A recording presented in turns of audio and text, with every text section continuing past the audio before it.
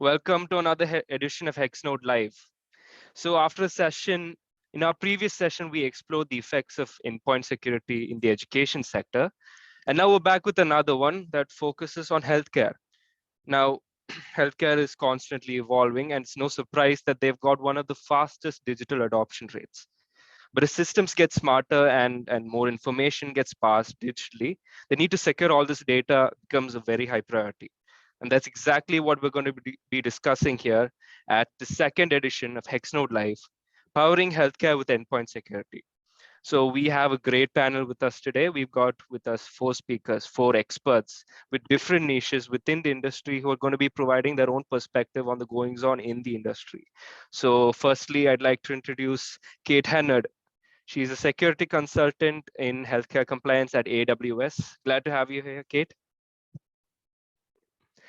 Secondly, we have Swati West, manager, healthcare compliance at Bar Advisory. Hey, Swati. Hello, hello. Yes. And Mr. Andrew Kuda, associate at Foley & Lardner LLP. And finally, we have Veronica Schmidt. She is an assistant professor at Norov University, as well as an independent security researcher at Medtronic. And we're super glad to have you guys with here today. So you guys ready? Let's get started. All right. So my first question goes out to Swati.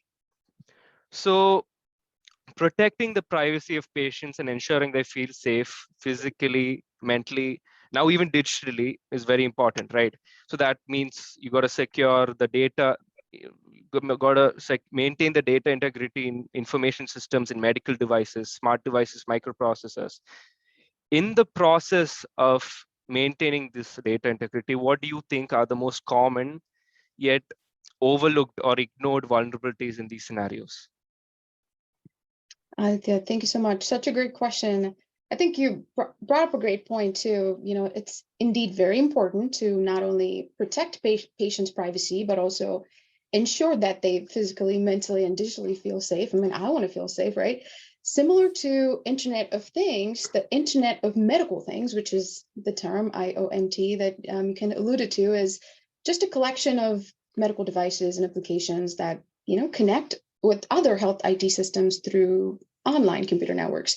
So, if you think about the devices that we have today, from earbuds that can measure your core temperature, or socks that can monitor a baby's heart rate, or even sports bra that can detect cancer, it's certain that healthcare technology will one day, very soon, if not tomorrow, that's how fast it's growing, like you said, literally touch everyone on a daily basis. So for example, think of it like you're going to a doctor's office and you schedule an appointment through your phone or an app, and you go to the hospital, check in at a kiosk. The doctor logs information about your visit on EMR, which is the electronic medical record, and your prescription goes to choosing pharmacy. It's a very simple process.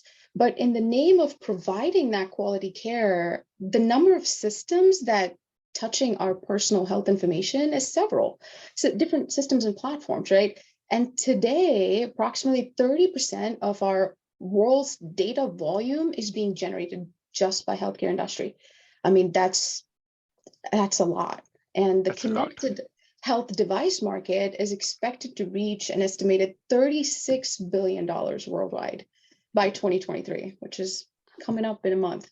And $36 billion is, again, a lot. That's a lot of our information. So collecting and storing so much information on so many devices can lead to some obvious risks. And I feel, the most important one is the asset inventory, right? And the management towards it. We all know all these devices that we have in these ecosystems, these are connecting, but where are they? That's the important question, is establishing and maintaining an inventory of all these Internet of Medical Things is I think the first step. And something very obvious, but also common to forget about, is not protecting those, because healthcare organizations struggle to identify these, most often because they're unmanaged. So just like old assets, a computer would have had like an asset owner, but these Internet of Things doesn't have an owner. So that's always hard. So I would say that's the most important thing. Now you have your assets, but it's also important to have your data managed as well. So that leads into my second thing is data governance. That's important as well around classification, data retention, deletion. You have your assets, but at the same time, the type of information on those assets are important as well. So, to give you a little bit of information, which I think you'll feel good about, is in 2018, there was a report that said in black market, you can fetch almost $250 for a healthcare record versus a credit card information is only $5. So that puts a large target for our patient data. So that's why data governance is so important, which is very obvious, but also less, kind of taken care of, if you will, because it can be a lot of reasons. Like I said, there's a lot of information around it, but I personally think discovery and classification are the most logical places to start for data security, and also the access. So that leads into my other point is access control. So if you have your asset management and data governance and access controls, I think these are just few of the common vulnerabilities that we see, but very important that we have to pay attention because how expensive our personal information is. All right. Thank you for that wonderful answer. And okay, moving on to the next question. I'm going to throw it to you, Kate. So when it comes to healthcare, even a very minor IT outage can prove very dangerous, sometimes even fatal, right? So there's countless examples of that. I can say there's the 2017 WannaCry ransomware attack. And there's, I think, one that happened last month in one of the largest hospital chains in the US. And because of all these, that leads to delayed surgeries, holdups in patient care, loss of access to patient history, etc. So obviously, it would add an immense strain to not just your patients, it adds strain to the medical professionals. So what do you think, or how do you think hospitals and medical practitioners, patients, and anyone involved in this, and even the government, play a role to reduce or even mitigate such attacks like these? Great question, Aditya. Ransomware is a huge disruptor in the healthcare vertical and sector. First and foremost, we need to stop paying the ransom. Paying the ransom, this behavior actually incentivizes the attackers. There's no guarantee that if you did pay the ransom, you would be provided a decryption key to unlock your data. And if you did, in fact, get that encryption key, who's to say that they didn't leave something behind on your network or in your environment? Malware for a future attack is a very real possibility. Next, I want to kind of talk about users. Our users are our clinicians, our providers, our frontline IT staff. If these users can recognize the signs of a potential ransomware infection, that's faster that you can isolate and or remove the suspected device from your network. The longer this device is on your network, the risk of malware increases. This is where a security operations center, also known as a SOC, can provide coverage during the off hours, which will also lessen time to response to something like a suspected ransomware incident.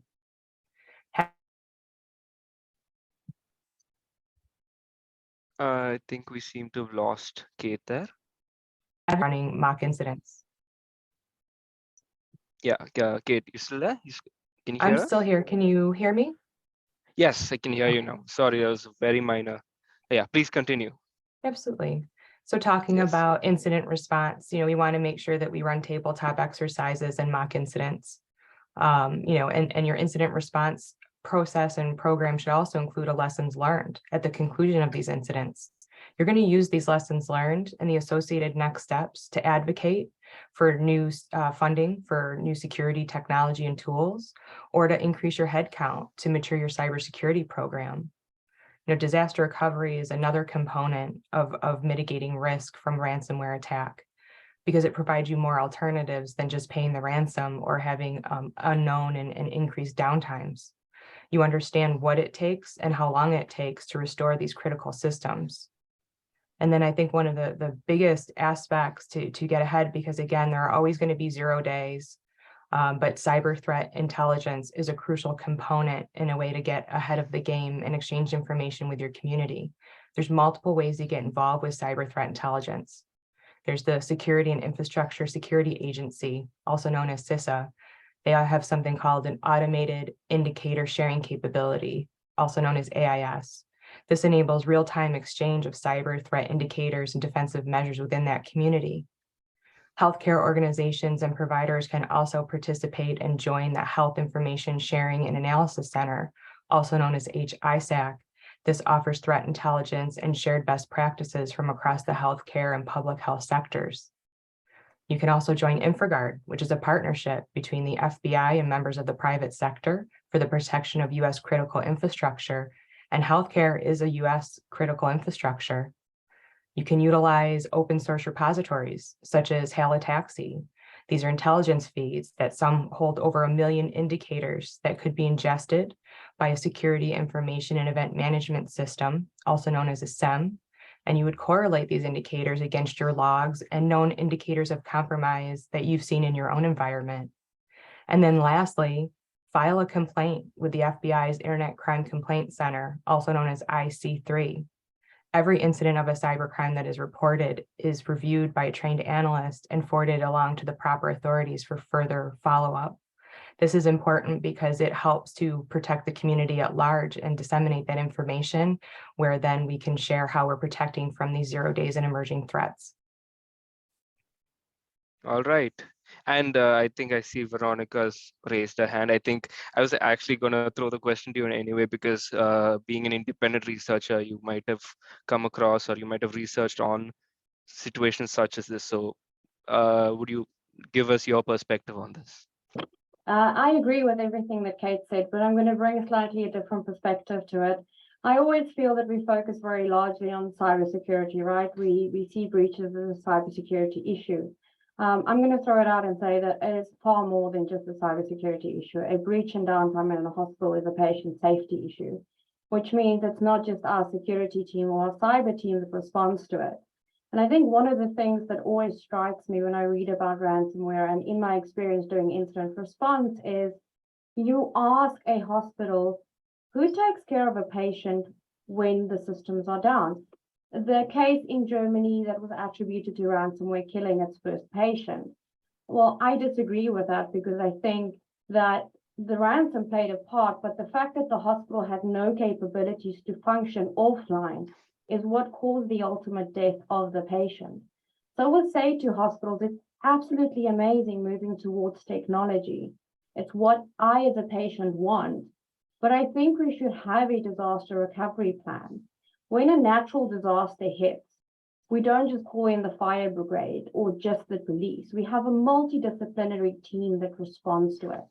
And the same should be said for hospitals. Nurses in the US are doing an amazing thing whereby they actually write the last time that a patient received medicine on a whiteboard above their bed. Now, this is not cutting edge, but this is going back to basic, medical care. So ransomware is estimated to all the times currently in healthcare it comes in, 63% is through software vulnerabilities on your systems, which means we have to do developer training. We have to enforce security practices from the start to the end. But as Kate said, early detection and fast recovery is your only real solution against ransomware. By the time you notice it's on your network, most likely it's already caused the damage. So immutable backups is a good thing, and having a fast recovery plan. But that will include your nurses, your physicians, and they should be able to transparently communicate this risk to the patient. Because ultimately, cyber breaches in healthcare is a patient safety issue. Very well said, Veronica. Thank you for that. I'm going to move on to my next question. Andrew, this one's for you. So now, obviously, right now, there's a very big surge in adopting Internet of Medical Things and machine learning in the healthcare market right now. Where do you see this going? Do you see a future in it? Do you see a long-term future in the adoption of such technologies in the healthcare sector? Yeah, so I think it's an important issue to talk about, especially now. What we're seeing with our clients and sort of across the industry is that it's undoubtedly going to increase and grow. and become more sophisticated than it is now. And that's in part, there's a couple reasons for that. The first two is that consumer technology itself is getting better, right? People have Apple Watches. If you think about the history of how devices and health devices sort of came out, you had a huge separation between technical medical devices that people had in their homes and wearable sort of technologies. What you've seen since the evolution of Fitbit and Apple Watch and a couple other products have come to the market and are just better and collect better data. The second is that, you know, artificial intelligence itself and machine learning has also become more sophisticated as it's had time to train. And so thinking about those two things, it creates a demand on both sides of the market. So on the one side of the market, you have consumers that want this technology because it's convenient, especially for day-to-day life, but also perhaps pre and post surgery, getting vitals. If you have a cardiac event, having someone remotely monitor your heart rate, a physician do that. So the consumers want this on that end. And on the healthcare provider side, healthcare providers are then able to bill for these services, particularly when consumer devices and other devices become FDA approved and they're able to bill for these services. It increases adherence to sort of programs that medical providers set up when, you know, someone may be in a post-surgical event or have a chronic condition. And it also, you know, obviously allows them to bill for those services, which helps out their bottom line. All right. I realize I'm talking to you while I'm wearing a Fitbit. Yeah, no, exactly. Yeah, I All right. want to add to Aditya. I think the market, the healthcare market, the one thing that I'm excited. So a couple months ago, Apple hinted that they want to enter into health insurance space. So with what Andrew said, with the variables like Fitbit and Apple, I want to see what happens with our healthcare marketplace, you know, health insurance marketplace. So I think that changes the perspective a little bit because of how much information we're sharing. You know, you pretty much can tell how many steps I did, very you know, risky. my age and everything. Yep. So I'm a little bit interested in that too. Yeah, Apple's made big strides in this. I mean, for some of their technology related to the Apple Watch, they've received FDA clearance to use that for certain readings. And so that's a big step forward, not just in sort of the commercial market for wearable devices and medical devices, but really the consumer market where a lot of people have Apple Watches, right? Not everyone, Fitbits, Apple Watches, but a lot of people like wearing these devices that give them this information. And if it's FDA cleared and the FDA says, hey, you can bill for this as a medical service, it's meeting the demand in the middle, and it turns into itself, it breeds itself. I love the fact that Apple's doing what they're doing. I really do. For those who don't know, I have a implanted cardiac device. So I am a cardiac patient, but I'm kind of the odd one out because I want to know day to day, what have I done that caused my health to be bad? And what they're doing with AI and ML, especially in the ECG component of it, actually makes me so excited. About 2 days ago, I felt horrid, and I was like, okay, let me do an ECG. And true as Bob, I was in atrial fibrillation, and immediately my doctor got a notification that something was up, and he could give me a call and say, hey, what have you done? Are you okay? Do we need to send an ambulance? And I'm thinking previously I would be on the side of the road and not have that ability. And I think the potential of just saving lives with this technology is great. But Andrew, I have a question for me from a patient perspective.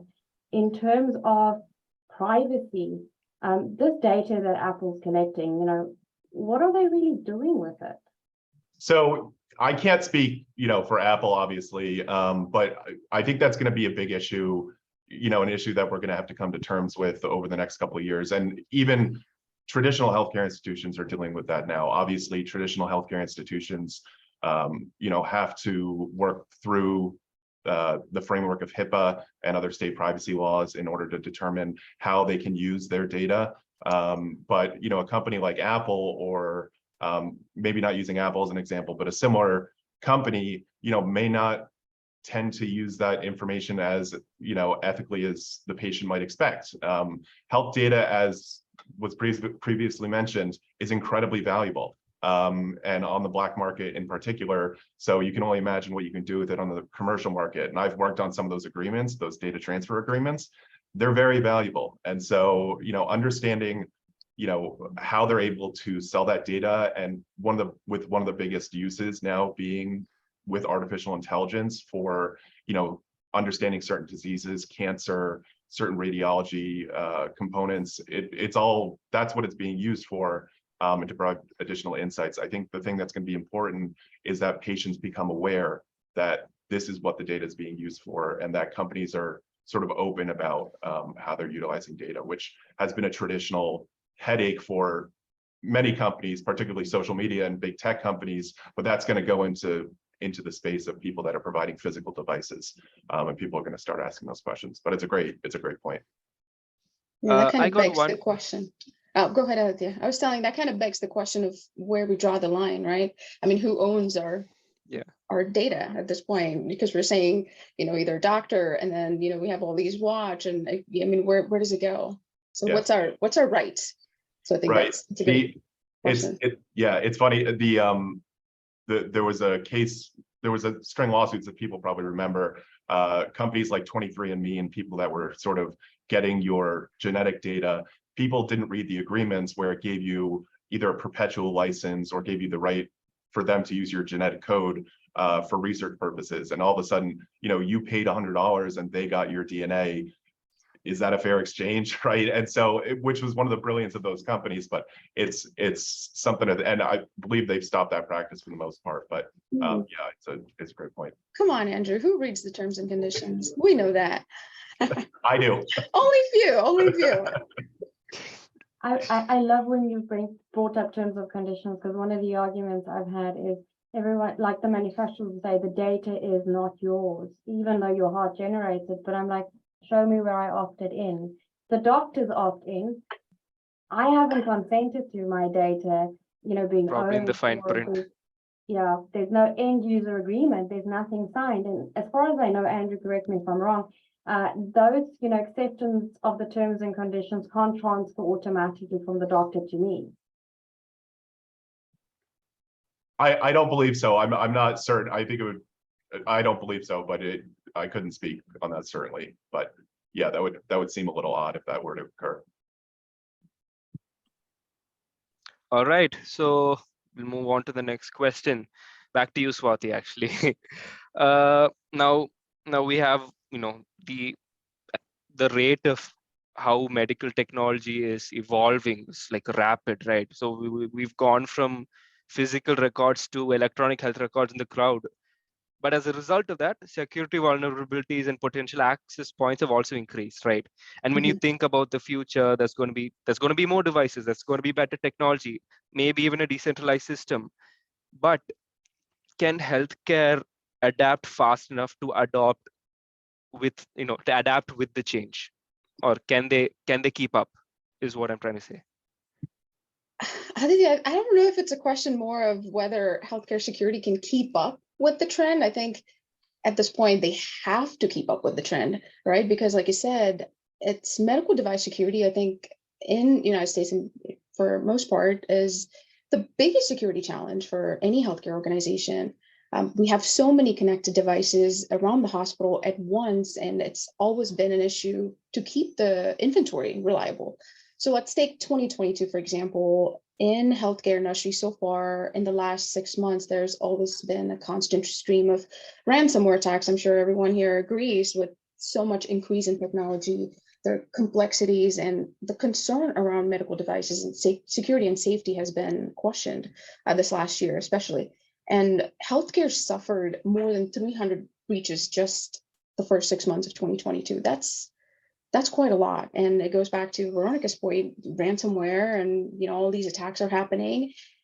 I love this quote that says, it's not if you get breached, but it's when. I mean, that is so, because I do work with a lot of healthcare clients, that is very accurate. We don't say, hey, you got this compliance certification, you're not going to get breached. It's the point of when.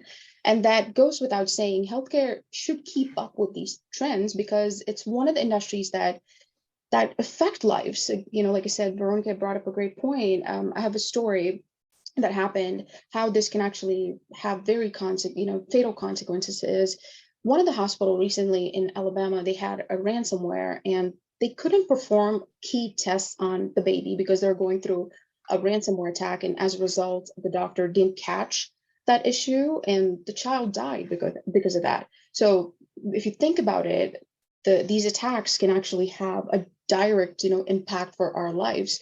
So like I said, it goes back to not keeping up with it. We have to as a healthcare industry to keep up with all these trends. Creating a robust threat model and, strengthening our organization security architecture, I think would be a first good step to think about that. And same thing with, with advancing of all these medical device security, bring in your IT and security together. I always, when I work with my clients, I just say, when you're doing business decisions, always have IT and security the seat at the table, because they can tell you they're seeing the trends and what works and what doesn't. And with same thing with the transition for electronic health records, I think you brought up a great point. We're transitioning to the cloud, which I think is great. It's a great thing that we're doing it because of the availability is going to be higher. But at the same time, it's important to understand the security standards around it and the shared responsibility. So what's the cloud provider's responsibility versus mine, right? I think those are important conversations to have, and it gets easier if you have good security practices in place and have a plan in place. And I think Kate brought up a great point, have a plan, because if you don't have a pre-existing plan of when things inevitably go wrong, organizations are gonna, last minute waste all that precious time trying to fix it rather than just containing it. So just have a plan and think about access controls. I always talk about that with my with everyone that I work with. There's MFA, the good old MFA that's always been there for some of like my father-in-law, who always refuses to use MFA. How can we train people who are not interested in it? So another point is also train. Let's train people, let's train, just make it more engaging rather than long. Encourage people to understand the risk behind it versus, hey, just have an MFA, but start making it more interactive so they follow it. So I think focusing on all these crucial elements will help healthcare, to keep up with these trends. And I think we should. It goes back to how important it is, because our lives are very important. It goes back to that. Yes, I agree, Swati. Now, okay, moving on to the next question. This one is actually for all the speakers here. So it's mainly about compliance and security, the definitions mainly. So I'm gonna read off the definition which I wrote down. So healthcare compliance, right? Proactive measures taken by a healthcare entity to prevent data breaches, right? So saying is, what precisely distinguishes security from compliance? And we're all aware of the basic frameworks. We're all aware of HIPAA, high trust, high tech, and so on. And I think we'll be discussing that. But along with this, is the current frameworks we have, existing frameworks we have, enough, or is something else required, or do we need more? I want to start off saying, because I do work in the security compliance world, that compliance, just like you mentioned the definitions, it does not equal security, and security does not equal compliance. Compliance, I think, is just a mechanism to get everyone on the same page. It's a tool that will help maybe take a step forward. But if you're not careful, compliance can also turn into like a checkbox exercise. The organizations might lose track of what's important, which is security. So I just want to put it out there. They sometimes get interchanged, but they're not the same. And I second that. A lot of times compliance is really driven by a legal obligation, the need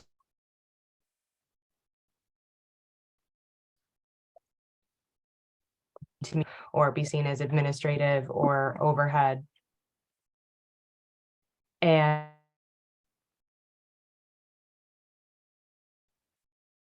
protect your assets. In regards to, are these frameworks enough? I think that there's a lot of frameworks that focus on, different aspects. It also depends on, who your customers are, who your vendors are. And, I think one thing I'd like to make sure that we touch upon is one control, as Swati mentioned, access controls. You can implement an access control such as MFA, and that will satisfy multiple different compliance frameworks. So it's not always a one-to-one. So you can actually find yourself aligning with multiple compliance frameworks by implementing and actually doing a thoughtful implementation and actually documenting in a GRC tool or, however you're managing your compliance to see how you can satisfy multiple obligations and align with HIPAA. Andrew, I think you're on mute.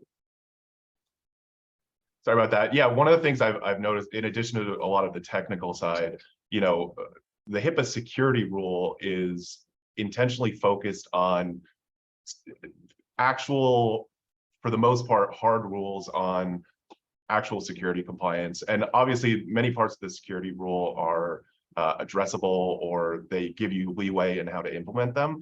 But for example, the physical security is also important as well. I have never walked into a doctor's office since I've been practicing in the healthcare space and not seen a HIPAA violation. Obviously, I don't go around reporting them, but every single doctor's office I've walked into over the last 5 years, I've seen a HIPAA violation. It's leaving a computer open. It's having a workstation that is unattended by the nurse or whoever that is taking notes, and they leave it on a table. Those sorts of security measures that could be as simple as putting a barrier up on a desk could prevent someone from sticking a USB drive into your computer or walking away with a patient file. Those are a lot of those security aspects too, that it's not just compliance in terms of, compliance is a broader concept, but really thinking, in addition to what, Kate was talking about, doing the physical things that need to be done to make sure, even though we live in a very digital world, there's still a lot that happens in the physical world in healthcare. And so being able to be conscious about that and how to implement those requirements. Yeah, sometimes too, I feel like there's so many out there, so many frameworks, like you mentioned out there, like, high trust, HIPAA, high tech, ISO, I mean, you name it. I feel like organizations in general should focus on just picking one, just pick one and stick with it and do a good job with it. And I think that will really help with your security posture overall than trying to do a bunch of other things and getting overwhelmed. So that's one of the things I can say is just pick one framework, and I think that'll get you there. I think from my perspective, from working incident response for many years, most hospitals are compliant. They've ticked the boxes. They've done the ISO 27001. I've been that person that has convinced someone that we're doing what we're supposed to do by skirting the terminology, right? And that's just kind of always been my thing. Is I love what you're saying, compliance doesn't equal security and security doesn't equal compliance. Although compliance has a place in the world of cybersecurity, I think healthcare organizations don't have observability over the ecosystem. They forgot about legacy devices that is still running on Windows XP. So I think the first step is know what's on your network, right? Start segmenting them, because segmentation is your friend. And I'm not referring to zero trust, because zero trust is very hard to do correctly, especially with legacy devices. I say, like, moving to the future hospital, we've got the central hub. Are we getting all new devices and no more legacy? Well, no, because the devices last for 17 to 20 years. So it's very hard to secure those, but there are steps that can be taken, physical controls that can be taken. But I think compliance, everyone doesn't understand it. It's the compliance officer that deals with it. It's not something that has been installed in the education of people within healthcare. Like, I think nurses and doctors understand HIPAA, but their workflow is so fast-paced that they forget to do the small things right. And it often is just education. And I think where cybersecurity has failed healthcare is we don't educate and transfer knowledge to our medical personnel. We're fast to point the finger and saying, bad, bad, bad, you've done this wrong. But where have we educated them? Where have we installed those practices? And I think that's what we need to do, is focus on uplifting those professionals to understand why it's a risk. I had a doctor that sent medical records, from a system to his, phone via iCloud. And I said to him, you do realize that is, we airdropped it so that he could email it to the EHR. I'm like, you do realize that's in your iCloud now. And he's like, what do you mean? I'm like, the thing is, doctors will use it as they see the easiest way for their workflow. If we make security hard, they will find a way around it, inevitably. But if we educate them, they might not do it. And I think compliance needs to go from the compliance officer right down to those that are working with the systems every day.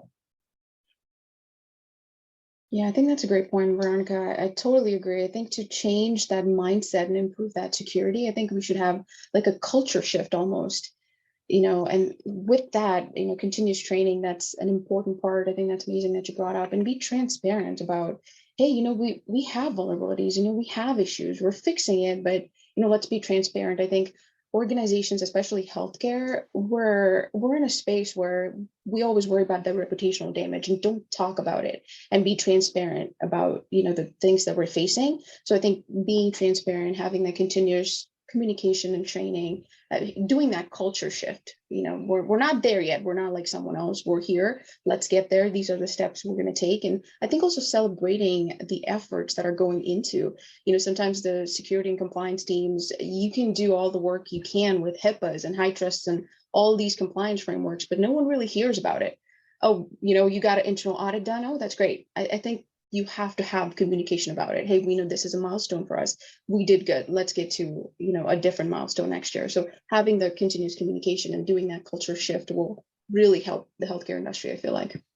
Yeah, I agree with you. I want to so change this whole perspective of, shame on you, you've got breached. I say, welcome to the club. I've been there more than once. What I'm going to remember is how you responded, right? What you did, and whether you shared that information. We have organized crime. Where is our organized cybersecurity? Where is our information sharing? Is our lessons learned from each other? Right? We're so busy protecting our little HDO, but we're leaving others to, have a similar attack. But Teddy Roosevelt said it best, right? He says it's not about the guns, guards, and gates. The solution is our people. And I think that is where if we start organizing and sharing, that's where we're perhaps going to start keeping up with what the criminals are doing. Yeah, we got to catch up with hackers. It's not like old school. You have a hoodie and someone's in the basement. It's organized crime. I mean, they have goals and KPIs they have to hit. That's what we're dealing with, and they're way smarter than us. They're businesses. They are running businesses. But I refer to myself as a hacker. I generally refer to these people as cyber criminals because what they're doing is using hacking for bad. And you have us that use it for good, but they are criminal enterprises. They have a PR team, they have a sales team. And the irony about ransomware operators, it's the best after service you will ever receive because they depend on you to tell people that you've received good service, so someone else pays the ransom.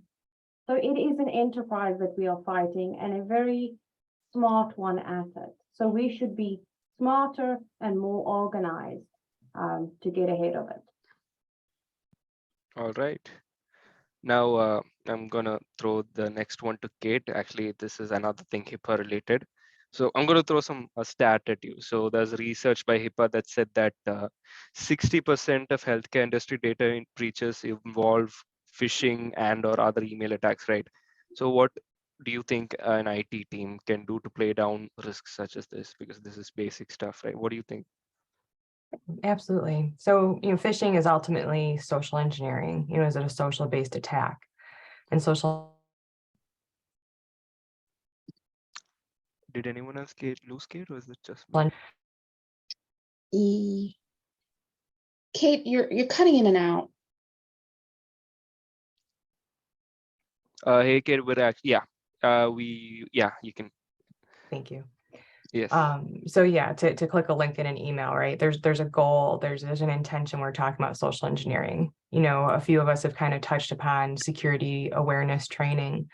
And a robust security awareness training plays a crucial role in decreasing the risk of phishing-based attacks because it is social-based. A well thought out and well-planned training program will address the common cybersecurity pitfalls when using email and the internet, but also as well as the physical world, such as proper document and media disposal, tailgating, which is gaining physical access to a building where you can have the intent to perform harm, on the network.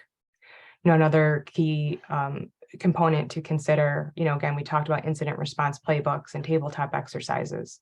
Having that plan in place to ensure that your response is swift and orchestrated means that you as an organization, you're able to avoid making a rash decision in the moment that could potentially make a situation worse.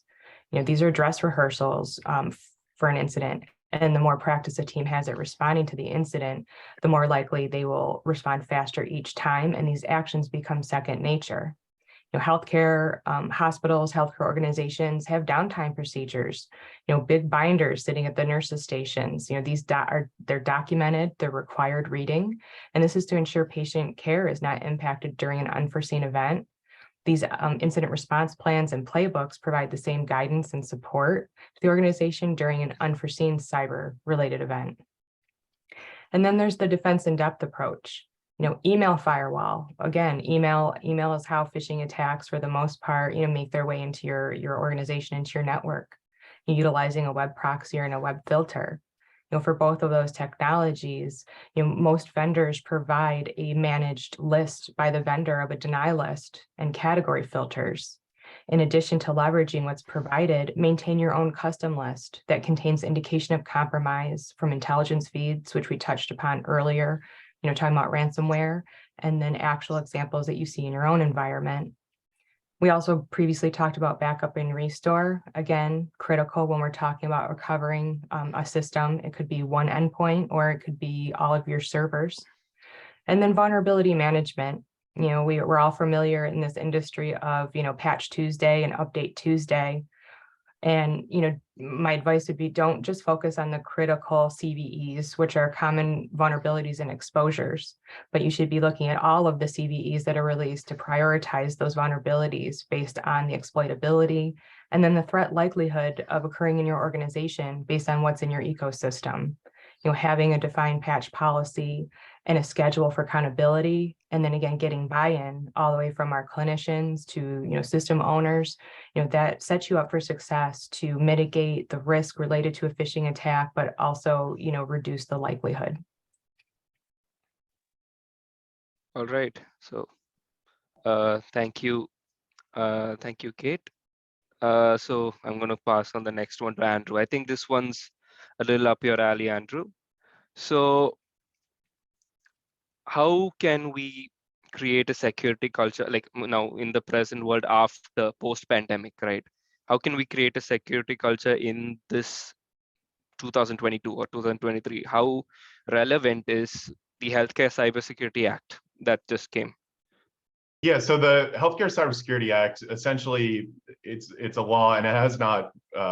We'll see what happens with it, but essentially, it directs CISA and Department of Health and Human Services to sort of work together to prevent, both proactively and sort of actively prevent cybersecurity attacks in the healthcare sector.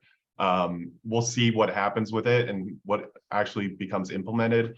There's a lot of existing law that already requires companies to actively avoid getting hacked, obviously. And so it's another patch on sort of a quilt of privacy laws that we keep generating in the United States for healthcare entities, and all in lieu of something like a GDPR or a national privacy law that unifies sort of everyone under the same umbrella. In terms of creating security culture, I think as most business leaders realize, culture starts at the top, whether, you're an independent owner of a healthcare related company or you're a larger company with a board of directors. I think the argument that you have to make to the leadership of an organization is, one, it's the right thing to do. We're treating people and patients, and, that's not always, obviously people realize this, but it's a moral obligation to do so. But then also it is more financially profitable to be secure and to have a culture of security, because you are preventing ransomware attacks, you're preventing breaches, you're preventing fines from regulators for data breaches. So creating that security culture can actually be financially incentivized. what that means though is, and that's the hard capitalist approach to why you should have a security culture. Implementing that, is not just training of every employee, although that's very important. It's getting buy-in from managers and from stakeholders who will emphasize that with their teams. And particularly now in a post-pandemic world, a lot of people are working from home. The traditional culture of the office, and many business leaders are dealing with this right now. How do we create a culture when you have a number of folks that are working from home, working across the country? How do you create the sort of culture that people are used to generating in an office setting, or generating when someone's desk is 10 feet from you? So as people are considering how they're developing their new cultures, encouraging security to be part of that new cultural shift, I think is going to be incredibly important. And that's partially encouraging training, not only to do basic trainings, but to make sure it's a consideration in when making business decisions, and that, from the top down, but also from the bottom up, that the core of your workforce understands that they need to be thinking with a security focus as well, and just keep each other accountable when maybe someone mentions something and you think there may be a security concern, giving people the freedom to speak up and talk about those issues. I All would right. add to what Andrew said, because you just brought up a memory for me. A few years ago, I found this ingenious way. A cybersecurity team said, we always say our people are weaklings, right? They're the biggest risk to cybersecurity. They said, and he said, but not, they are best IDS system. And I said to him, what do you mean? He's like, we've incentivized our staff to let us know that they've had a phishing email. We've incentivized it by saying, you obtain X amount of points if you report these things to security. And then that goes towards ultimately having an Amazon voucher or a Kindle voucher. And it became a thing that, your staff was incentivized to become the security IDS for, the team. And they would pick these things up fast. But what it actually did was bring cybersecurity to the front mind of these, individuals. And they turned from being the weakling to actually being something that was a value to the business. And even the CEOs took part, even the managers, it was a big, it was just this positive reinforcement of, you've done good because you've let us know that something's happened. Right.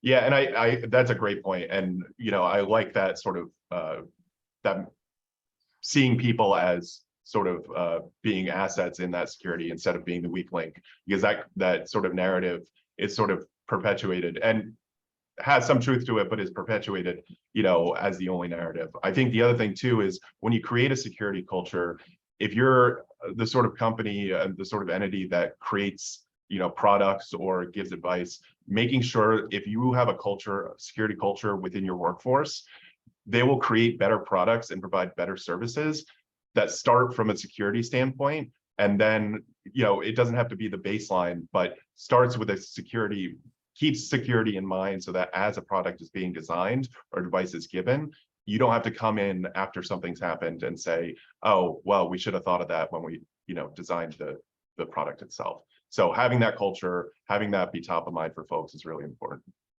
What you said there is important, because did you know that the developers in the world outrank security folks 100 to 1? Yep. Which means they're the ones that's going to influence the change in security posture by the way that they develop things. I found that statistic very valuable, because I thought to myself, how are we going to do security if that's the amount of developers we have to work with? So it's actually teaching them how to securely develop products. I think that's how we shift the narrative a little bit. So I really like what you said there about the security culture from the start already. Yeah, I think we always say security is everyone's responsibility in pretty much every annual training that we get, but only some really mean it. So I think changing the meaning for everyone in the organization, I think that's what the culture shift goes back to, coming from the management, right, Andrew? So don't just put it in your training that security is everyone's responsibility. Make it, mean it, let them know what the risks are and make the training more, creative. I always say just do a escape room or something where, people are already engaged, they know, oh, this is what the real world problem is. You always say, oh, this training is so boring. You just go, okay, next. And you just forget, oh, what are we even looking at, this phishing email? Oh, you got to look at the link. I mean, a lot of people don't even get that. So I think it's just, making it a little bit more creative and letting them know what the risks are and letting them know that they are part of something bigger versus, it's just everyone's responsibility. But at the same time, you would cost someone else's, paycheck, or you would cost a life. I mean, we're in this together kind of a mindset. I think if anything, pandemic helped us learn that part. We're in this together. So I think that is what we need to really change as part of the security as well. Completely agree with you, Swati. I think we are reaching the end of our time, but I got one more question for you guys before we answer questions from the audience. So this is for all 4 speakers. So currently now their teams or companies or innovators are going to be forced to choose between managing compliance and maintaining it and promoting innovation. So because of the evolving standards, because of new laws, because of, I think Swati had mentioned it, growing reputational hazards to an enterprise. Enterprises are very concerned about that. So it's going to be difficult to manage compliance in such very highly regulated and dynamic areas, especially healthcare. So in such scenarios, as healthcare security experts, it's a 3-part, right? Say, what would you suggest regarding this situation? Do healthcare organizations, should they have a budget in place to address these challenges? And how could they convince stakeholders to invest more into cybersecurity? Basically, yeah. Yeah, I might lead off on this one. I work with a lot of entrepreneurs and founders, and particularly in the telehealth space. And one of the conversations that we often have is from a security standpoint, as applications or websites or companies are being formed, that is the best time to implement security standards. Do it at the start, have the technology in place, and because you're able to design a better user experience and a better product if you lead from security instead of trying to mount it onto an existing product after you've already developed it, brought it to market, have a proof of concept, and then you say, oh, well, now I need to make this secure, right? So it ends up being a lower cost proposition overall if you lead from a security standpoint. And that's the argument, again, the cold capitalist argument as to why you should have security at the start, because it costs less and you'll design a better product if you do that. Because ultimately, if you don't include the security, something bad is going to happen. Undoubtedly, you will be hacked at some point. But even if you're not, regulators may find out about it, and you'll, have to deal with those sorts of issues. So, think about it, put it first, and it'll help you design a better product and a better user experience. And I think Yeah. too, it also helps when you're talking about, companies investing in these, quote unquote, administrative roles like compliance. The healthcare compliance is only going to grow and become more complex. And a good compliance program will enable innovation in a safe and secure environment. There'll always be aspects of compliance that seem overly restrictive or cause friction at end users. But again, if you're, as Andrew said, if you're embedding it from the very beginning, you create a culture, and then that culture, creates, one goal of protecting the organization while innovating. Yeah, let's talk about that cost and budget question, which is very popular, that I always get asked for. To put everything what Andrew and Kate said into perspective, the average cost of data breach in according to 2021 is 4.24 million according to IBM report. So if you do a quick cost benefit analysis, right, spending on appropriate security is always going to be less expensive versus the direct and indirect cost that would come after a data breach. So if you ask me, after looking at the number of 4.2 million for a data breach, I would be like, you better spin up a good security program with that money. So yeah, definitely, I think having a budget is very important. Sadly, though, cybersecurity is a cost center, not a profit center for most organizations. But I can promise you, after your first breach, your cybersecurity budget will go up all the way because there's a problem now. But I always say to organizations, you shouldn't see cybersecurity as a cost. You should see it as an asset to have. I think Palo also did a study, and the highest ransom that was asked was 38 million. And another one was 8 million. And how they came to this number is because they found the insurance documentation for how they are insured. and that's the amount that they asked for. So these criminals ask for huge amounts of money, but if you think about any forensic engagement or an incident response engagement, could be 74,000 K. But why not just invest that into having the people on board to do it? Cybersecurity shouldn't be an afterthought. Incident response is not learned while it's going on, right? That's the worst time to learn about it. So I always say invest in that, because it's not an if, it's a when. And what people will remember is how well you survived that. But sadly, reality is we only get a budget once there's been a breach. Yeah, Veronica, just a fun story at the, you mentioned that they look at your cyber liability coverage. Last year, I had a data breach for a hospital client, and it was a ransomware attack. And they had cyber liability coverage, and the first document that the hackers sent to us was the policy that they pulled from the hospital system, because they kept it electronically. And they said, this is your limit, this is what we want, right? And it was not the full limit. They were generous with us, right? But they said, we know that your limit is this, so we're asking for this, we're being reasonable here. And so that's a definite, one of the things people, debated a little bit, but maybe don't keep your cyber liability insurance documents, keep them very secure on your server if they're there, but maybe have a paper copy, because they are going to find that out pretty quick. So it's a great point. Also have an insurance too. Yes, and yes, that would be a good start. Yeah. But I'm wondering, the insurance companies, are they just going to keep on paying the ransomware out? Because I heard that they are looking into actually stop having ransomware coverage, because I think it's fueling this along, because we're paying the ransom, we're enforcing this bad behavior, where I think someone should just say no. But that's where immutable backups come in. I say, if you've got a backup that is good, then just go back to that. Yeah. And then there's nothing that can happen. Yeah, cyber liability, as I'm sure many people on this call can attest to, the premiums for that coverage have spiked significantly over the last 1.5 to 2 years. While other malpractice has stayed even, cyber liability insurance premiums have spiked significantly.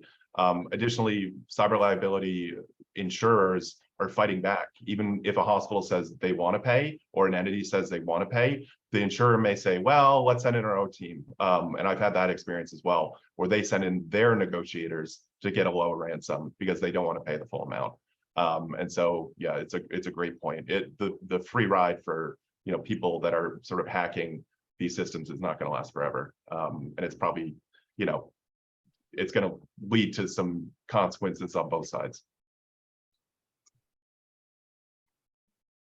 All right, so I'm guessing, Kate, you have anything to say?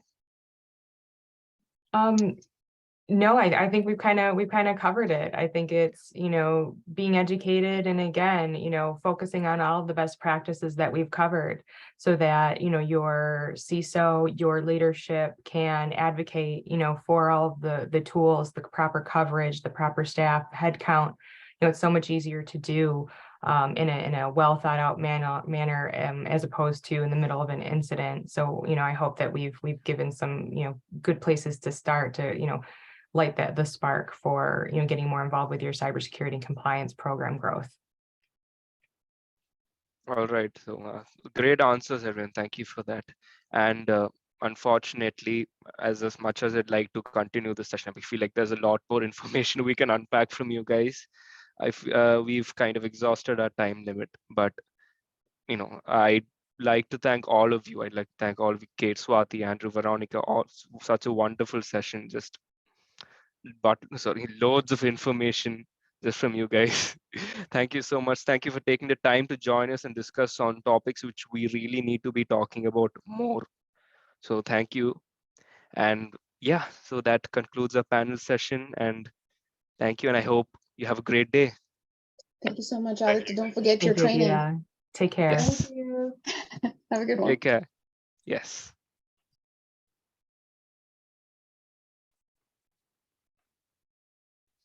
All right, so guys, that concludes our panel session. So on to the next. So, little introduction. Over the decade, we've seen tremendous technological transformation in healthcare and the medical devices. So, digital transformation in healthcare is currently driving the growth and diversity of connected medical devices. So, this results in higher network traffic, increased attack service. So, to discuss all this, we have Marilyn Harris to discuss this digital transformation we've seen in healthcare over the years. So, a little about Marilyn. She is a cybersecurity consultant. She's a nurse, a speaker, a writer, a social entrepreneur. Mrs. Harris has served in the US Army for about 11 years, and she is a Gulf War veteran. Currently, she is the president of Harland Healthcare Consulting, the executive director of the United States' first Women Veterans Business Center. And as of 2018, she has pivoted her career to healthcare cybersecurity. Now, that's a very impressive resume, Marilyn. Glad to have you with us. Thank you. Yes, so shall we get started? Yes. Yes, so I think we can start off with the obvious. So, like I've already said, you were an Army nurse, you were a Gulf War veteran. You joined the Army at a young age and you served for 11 years. But now you have a postgraduate degree in healthcare information technology and information security. So, after achieving so much in your career at this stage, as of 2018, what made you pivot towards cybersecurity? Well, hello, everybody, and thank you to the Hexnode family for having me here today. I am what's called a non-traditional professional in cybersecurity, and I want you to remember something. Actually, I did not choose cybersecurity. It chose me. I realize now that I was being prepared and programmed and groomed for a career in cybersecurity since an early age. And if you will permit me, I'll give you my evidence. First, my mother died of cancer when I was 8 years old. So I was an only child and I went to live with my relatives. I instantly became the oldest of 3 kids instead of it being just me. So I had all these responsibilities that I really didn't like. I had to look out for my younger cousins. I had to take care of the house. I had to secure our possessions, and I had to keep everybody and everything safe and secure because I was the oldest, and my relative that raised me had to work. So when I got 18, I wanted to go to college. I was smart, but I didn't have the money. My family didn't have the money. So I joined the US Army at 19, like you said. And there I had tremendous responsibility. At 19, I was responsible for securing others. I was on guard duty, securing human lives. Millions of dollars of military equipment I secured, and military information. So my career as a nurse and civilian and military started when I was very, very young. I started as a nursing assistant in civilian life and an Army medic in military life. And I have always kept my patients' records safe. I am trying to stay on point with my notes, so forgive me. I have No, it's always quite all right. I have always kept my patient's information secret. I will die with my patient secrets. And this is 35 years of patients across 5 continents. I learned to do this early in my career because in the Army, we operate on only a need to know basis. So I was not a stranger to privacy after having military experience. And finally, when I started nursing in 1981, we didn't even have computers. So we didn't have any devices to hold information in like we do now. I worked with pen and paper, medical records, and I kept patients safe, just like my colleagues. We kept their information secure.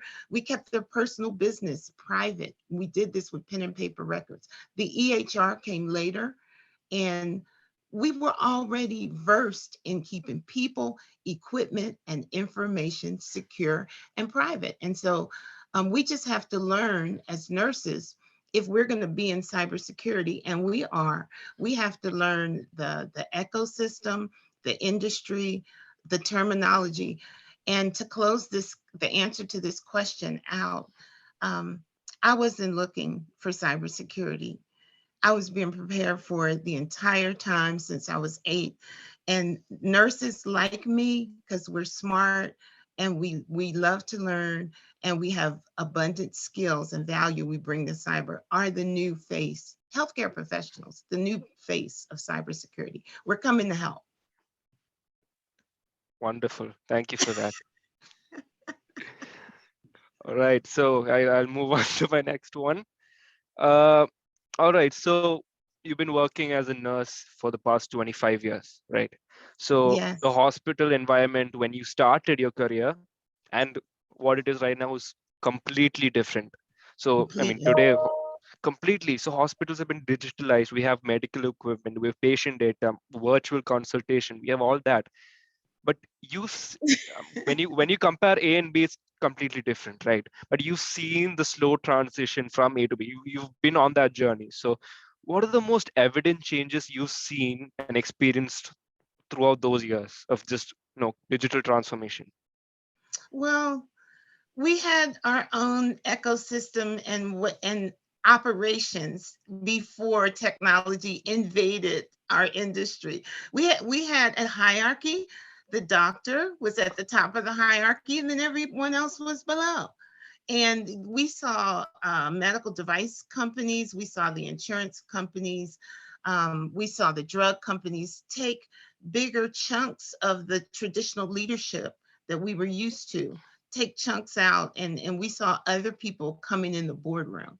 And so like today, there may be a time when there's a chief technology officer, CISO, or someone like that in every boardroom with the board of directors, with the leadership of the company. I'm sure that is trending towards happening, but that's what happened to us in healthcare. So we thought we were fine as we were.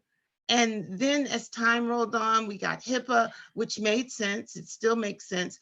Then we got all these devices, IoT devices, people coming into the patient's room with devices that we as staff don't even know about. We don't know if they have a Fitbit, if they have a smartwatch, if they have wireless headsets. All of these things put our patients and our environment in danger. That's why I advocate for awareness amongst IT professionals and cyber and education. I heard the brilliant panel say several things I believe in, and much more. They emphasize things, but I want to focus on healthcare professionals that are aligned with tech teams are assets. We provide value. Teach us so we can help tech teams keep the facilities safe. It's very important that we have training, cybersecurity training. We know the language, so we both speak some words that are the same that each of us can understand. The reason why I pivoted, truthfully, is because I wanted to be a favorable woman in the middle. You know, the malware man in the middle? Well, I'm the woman in the middle. I can talk to the tech team in tech terms and explain what the clinical team wants and needs. I can pivot and I can talk to the medical team, explain what the three-way handshake is and all this other stuff in technology to the medical team that is stressed, pressured, trying to keep people healthy and alive, explain what the tech team can do so we can solve problems faster. Yes, all of these devices and all of these changes have posed several issues. However, we have personnel to conquer these mountains of issues. And I think if we work together on a team with all of our strengths, we can cut down on some of this hacking, some of these breaches. It's been terrible personally and professionally, what I've seen working with small businesses and working with solo entrepreneurs. It's been terrible. These entities are getting hacked, and they thought because they weren't big companies, they never would. All right. Okay, now on to my next question. Now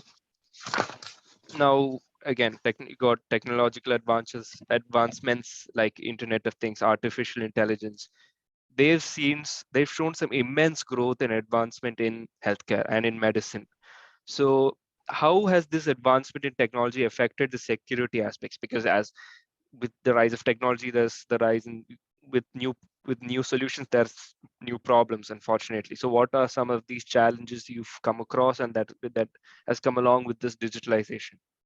Well, all you have to do is just read the paper. I live in the Texas Medical Center. I live in Houston, Texas. I've been trained in the Texas Medical Center for the last 30 plus years. The largest medical center in the United States. Most of the facilities, the large facilities here, have had incidents, events, or breaches, depending on the language they use. Just yesterday, Chi Health Systems, they had a security incident that tampered with their electronic health record. They had to shut it down. Do you know how that disrupts the flow for medical providers? We need information, we need it immediately. There's another facility, their electronic health system just totally shut down. Not only in Texas, that system is HCA hospitals, and even in Nebraska. So when these things happen to our systems, when people don't have clear security policies, BYOD policies, bring your own device policies, and communicate and educate staff and visitors as to what the policies and rules are, we're all more in danger. All right. Can I move on to the next one? Yes. Yes. All right. It's checking. All right. So my next question being, now when we use digital devices in hospitals and clinics, they promise, improved patient care, better clinical data, more efficiency, reduce costs, all that, right? And like I've already said, they bring increased security risks. So apart from medical devices, there are other devices, right? Unmanaged devices a patient will encounter. We got check-in kiosks, handle scanners, smart thermostats, anything that can be manipulated and hacked, right? So how secure do you think are these medical and endpoint devices? How vulnerable is patient data that is stored in these devices? I believe, and this is my belief from being in the industry 4 years, pivoting to cyber, going to over 150 technology and cybersecurity conferences, being in numerous wonderful organizations that focus on this issue on a daily basis and train and facilitate training and exposure for brilliant practitioners in the field. I believe we're still very vulnerable in healthcare. I believe that everyone should be taught. I mean, healthcare people are very smart. I know for a fact, because I've been in college for almost 30 years. And you always have to learn because the body is always evolving. There's always some new disease process and definitely some new medication coming out. So we're not necessarily averse to learning. We don't have to know everything. We won't be experts, but I believe that healthcare professionals specifically should be trained in baseline cybersecurity practices because we want to help. We just don't know. When I said in my first IT networking course, I didn't know what networking was. I thought you just press the button and the computer comes on and you start working. I didn't know about packets. I didn't know about Wireshark. I didn't know any of these things. I definitely didn't understand the three-way handshake. And so we just need to be taught the basics so that we can be more vigilant to help the professionals on the tech team. I have a few suggestions that I wanted to share that have helped me and have helped other people like me that are not traditional technology professionals, and I would like to share them. The first thing I want to share is some of my situations that I've found myself in. I was one 4 years ago that didn't even know that I should change my internet service provider password when I got the router modem, that I should change it to my own password, not say the password is admin for all the devices, not leave it on that. The other thing that happened to me is my purse was stolen. I was a victim of identity theft. Okay, guess what? Next, they went to my social media profiles and locked those down. Next thing you know, I was being held when I got on my computer was held for ransom. I didn't know what to do. I turned it off, turned it on, and then I ran to Best Buy because I had no idea about this stuff that I hear about every day. And I didn't take the time to get engaged. So I'm suggesting that everyone get engaged. If you are in healthcare, review HIPAA. Personally identifiable information and protected health information. If you are in healthcare, I believe it is your responsibility to know about cybersecurity and assist the technology team. review HIPAA, review your incident management plan at your facility. I live in the Texas Medical Center in Houston, Texas. We've had so many storms. Everything has gone out for a week. All we've had is text. We have to be more prepared. For people that just say, well, what can I do, Marilyn? This is too much. I already have a stressful job in healthcare. Well, you can do the basics. Change your password at least every 90 days. Use a lowercase, uppercase, alphabets and special characters. Take a cybersecurity continuing education course so it counts towards your required courses in healthcare. Like I know we have to have so many CEUs as nurses per year. Next, find out about what a VPN is, a virtual private network. And if you think it will benefit you, I'm talking about in your personal life, in your work life, and in your community. You get one and you software one or hardware one, whatever is best for you. And you tell other people how they could have the first line of defense in a VPN to protect themselves, their homes, and their jobs. Next, know your job cybersecurity policies and know what are the rules about people bringing in their own devices. Know those rules and enforce those rules. Serve on task force and committees to help the tech team. And then be like me. People say, what is your job? What do you do? Well, when I learn, I teach. I am an educator and an ambassador for cybersecurity awareness. I come from a holistic perspective, body, mind, and soul of the person. I'm concerned about my patients' family life, their work life, and their IT security life. I do have some assistance for people to say, where do I start? The first place you can start, like somebody said, is with CISA, CISA.gov, because healthcare is a part of our critical infrastructure. Then you can take a look at the U.S. Health and Human Services, the Office of Civil Rights. You can see the people that actually have not been prudent in many cases in taking care of the security of their medical records. Since we're talking about medical records, the young lady before me mentioned the InfraGard, the FBI Public-Private Partnership. I am a member of the InfraGard of Houston, Texas. And then if you are a business or aspiring business, take a look at the U.S. Small Business Administration's website, sba.gov.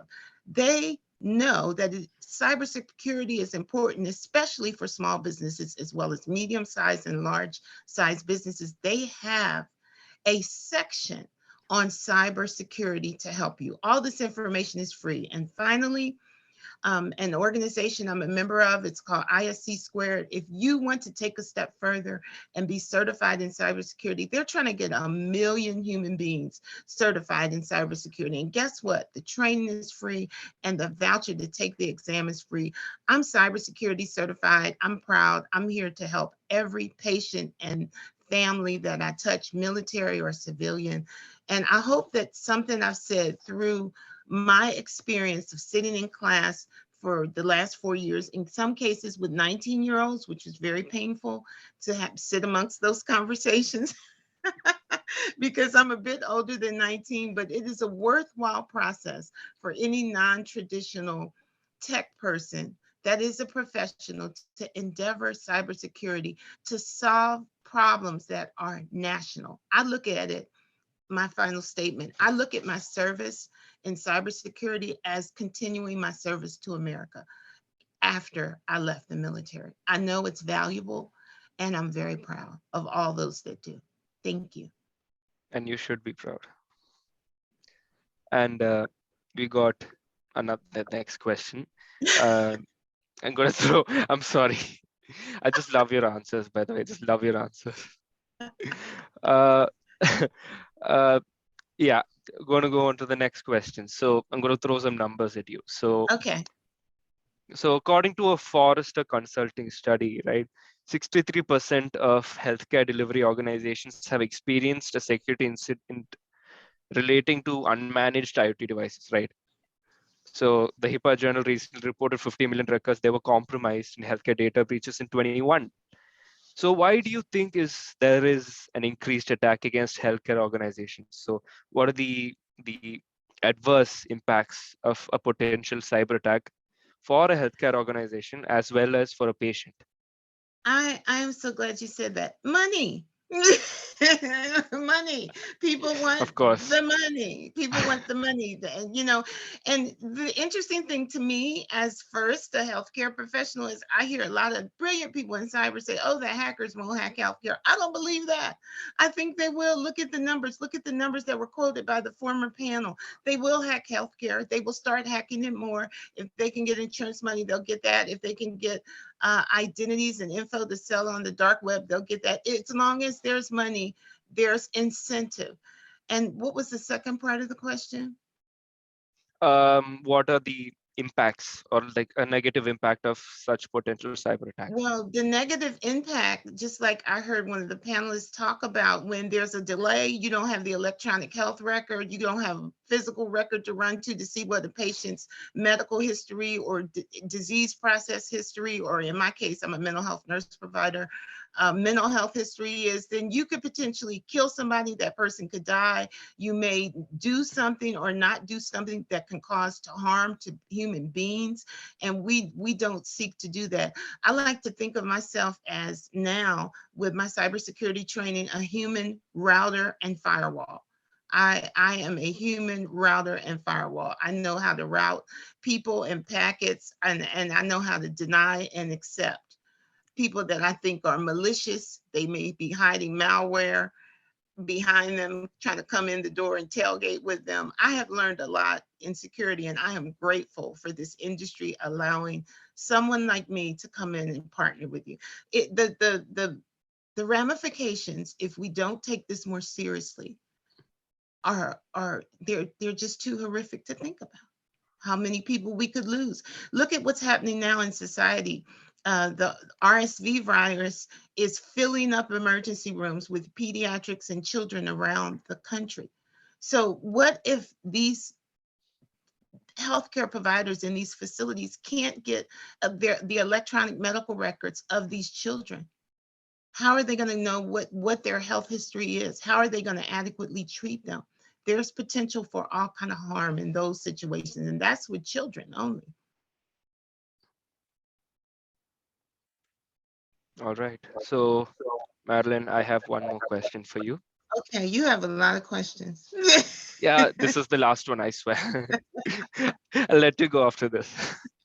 No, I really enjoy it. I really enjoy it. And I want to have more nurses on these calls with Hexnode and in participating in your events throughout the year, because we can be endpoints. We can be effective endpoints in this fight against people that are trying to attack us for whatever reason. I agree, and we're trying our best to provide a platform for anyone who wants to speak out on this. So I'm glad that you're the first one. All right, so the last question. So now tech is the rise of tech, the rapid advancement of tech is going in such a way that we're moving towards connected healthcare, right? So we got many medical devices that are connected to hospital networks, to users' smartphones, the internet. So they do provide tremendous benefits for patients and healthcare workers. But at the same time, there is a huge chance for malicious hackers to hack into these medical devices and the overall connected network. So all this in mind, how can we move towards a safer connected network in healthcare? I agree with what the panel said, how they kind of summarized everything. Education is the key. Education is the key, I think, for all the stakeholders involved. For the patient, first of all, tell the patient what's happening. No, we prefer, ma'am or sir, that you don't bring your Alexa from home and put it in the room and talk to your family through your Alexa. We have to get these BYOD devices approved, and this is not an approved device. It's not personal, but this is what part of what we do as a facility to keep you safe and the other patients safe here. So everybody has to be educated. It has to be continuous. It can be made fun. It can be gamified, whatever. It doesn't have to be painful, but it's for the security and the privacy of all. No one should be denied information about cybersecurity, especially in the healthcare field. Especially, we should know as much as we can know to protect our individual selves, our families, our homes, our jobs, and if we are business owners, our businesses, and ultimately this country, America. Great answer, Marilyn. And I think that's all the questions I have for you Thank today. you. Thank you. And before you go, I'd like to thank everyone. Like to thank the audience because I'm getting ahead of myself. But yeah, we're going to be concluding the interview session and we're going to be concluding the overall Hexnode Live. So again, I'd like to thank Marilyn and I'd like to thank our speakers from the previous panel. Such a wonderful event, a lot of information, a lot of wisdom being imparted. So we are trying our best to get dignitaries or get experts from every sector to provide their perspective. And this is what we've tried to achieve in our first and second Hexnode Live events. And we're not done. We're going to come out with more. So stay tuned for the next Hexnode Live events. And if you haven't caught this live, please catch this in our Hexnode website, Hexnode Live website. So once again, thank you, Marilyn, and thank you to the audience for joining with us. And yes, this is Aditya Sharma signing off. Thank you and have a great day.